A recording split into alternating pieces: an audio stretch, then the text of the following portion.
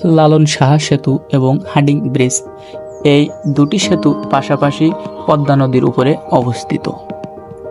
সেতু দুটির পূর্বে পাবনা জেলার ঈশ্বরদী উপজেলা এবং পশ্চিমে কুষ্টিয়া জেলার বেড়ামারা উপজেলার সংযোগ ঘটিয়েছে।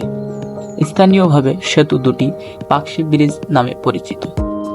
বাউল সম্রাট লালন শাহ এর নাম অনুসারে লালন শাহ সেতু এবং British vice royal Lord Hardinge এর নাম অনুসারে হার্ডিং ব্রিজের নামকরণ করা হয়।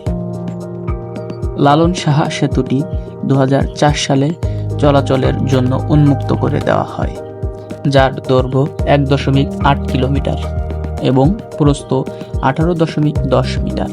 4 লেনের সেতুটি 2021 সাল পর্যন্ত বঙ্গবন্ধু যমুনা সেতুর পর তৃতীয় বৃহত্তম সেতু।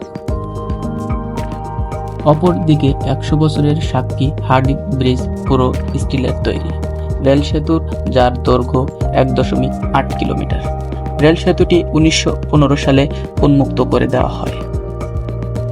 রাজধানী ঢাকার সাথে খুলনা, রাজশাহী এবং রংপুর বিভাগের সরাসরি যোগাযোগে স্থাপনের সেতু দুটির গুরুত্বপূর্ণ ভূমিকা রয়েছে।